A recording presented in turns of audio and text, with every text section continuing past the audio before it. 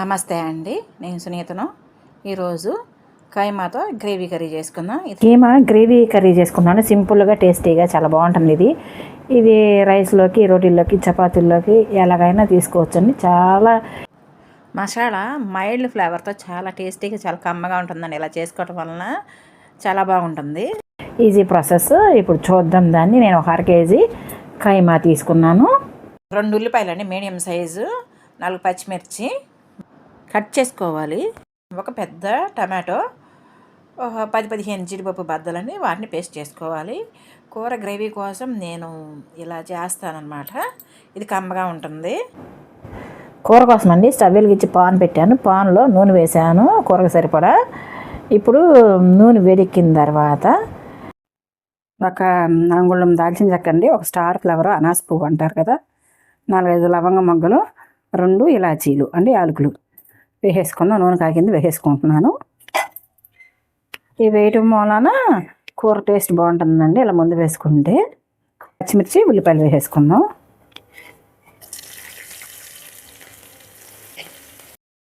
ఈ ఆనియన్స్ అండి brown colour వచ్చే వరకు వేపుకోవాలన్నమాట.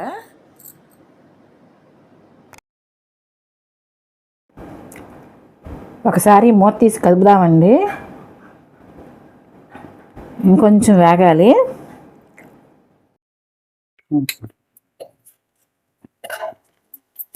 వేగిందని, ఉల్లిపాయ బాగా వేగిపోయింది.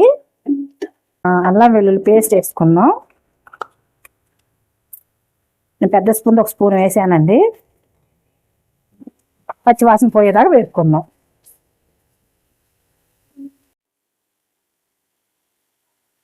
అల్లం వేగిపోయిందండి. అల్లం వెల్లుల్లి పేస్ట్ వేగిపోయింది కాబట్టి ఇప్పుడు మనం పసుపు, కారం వేసేసుకుందాం. పసుపు వేసి కలుపుకుందాం. కూరకు సరిపడా కారం వేసుకుందామండి. చిన్న స్పూన్తో 2 స్పూన్లు అండి కారం. కింద ఒకసారి కలయి తిప్పుకుందాం.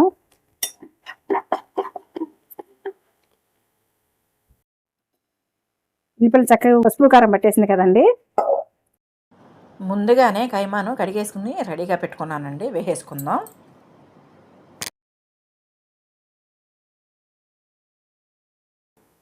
కడాయి తిప్పుకొని మూత పెట్టుకుందాం. కైమా అయితే కుక్కర్ కూడా అవసరం లేదండి, పాన్లో ఉడికిపోతుంది. మూత పెట్టుకుందామండి. ఒకసారి తీసి చూద్దామండి. ఉడుకుతుంది కదా. ఈ కైమాలోంచి వాటర్ వస్తుందండి. ఆ వాటర్ అంతా ఎగిరిపోయేదాకా మనం ఎగుర్చుకోవాలి. ఇప్పుడు కాస్త సరిపడా, కూరకు సరిపడా సాల్ట్ వేస్తున్నాను. చూసుకుని వేసుకోవాలండి. కావాలంటే కలుపుకోవచ్చు, కానీ ఎక్కువైతే తీయలేం కదా. సరే కడాయి తిప్పేసుకుని ఉప్పు ఇప్పుడు వేయటం వల్ల అండి దీంట్లో ఉన్న కైమాలో ఉన్న వాటర్ అంతా బయటకు వచ్చేస్తుంది. ముప్ప పెట్టుకుందాం. ఇందాక చూపించిన పెద్ద టమాటా తీసుకున్నాం, అదిను జీడిపప్పులు తీసుకున్నాం కదా, ఇవి మిక్సీ పట్టుకుందాం. ఈ వేయటం వలన గ్రేవీ టేస్ట్ బాగుంటుంది.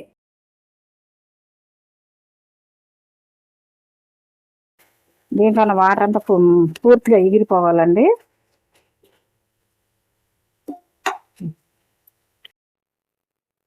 ఇది చూద్దామండి.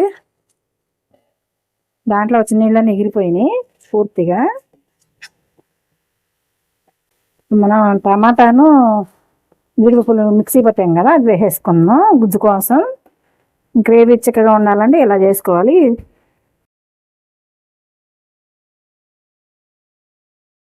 మిక్సీ పట్టుకున్న పేస్ట్ని వేసుకుని ఇలా కలుపుకోవాలండి.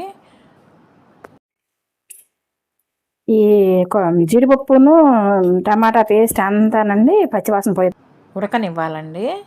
మూత పెట్టేసుకుందాం. టమాటా జీడిపప్పు పేస్ట్ శుభ్రంగా ఉడికిపోయిందండి. చక్కగా కూరలో కలిసిపోయింది. ఇప్పుడు మనం ఒకసారి కలుపుకొని నీరు పోసుకుందాం. ఒక గ్లాస్ పోస్తున్నానండి. ఆల్రెడీ ఉడికిపోయింది కాబట్టి మనం గ్రేవీ కోసం వాటర్ పోసాను.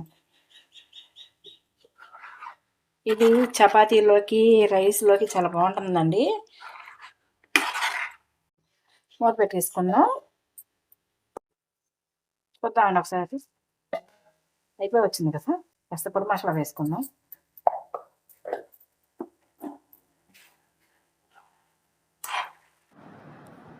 కొత్తిమీర వేసేసుకుందామండి. 2 నిమిషాలు సిమ్లో పెట్టి వదిలేసేసేద్దాము.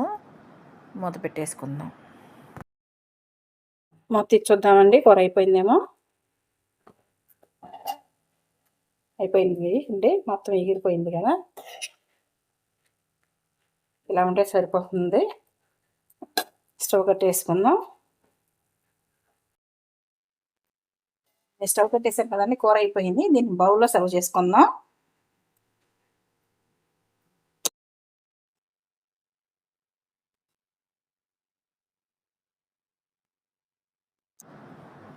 చాలా చాలా టేస్టీగా ఉండే కైమా గ్రేవీ కర్రీ రెడీ అయ్యిందండి.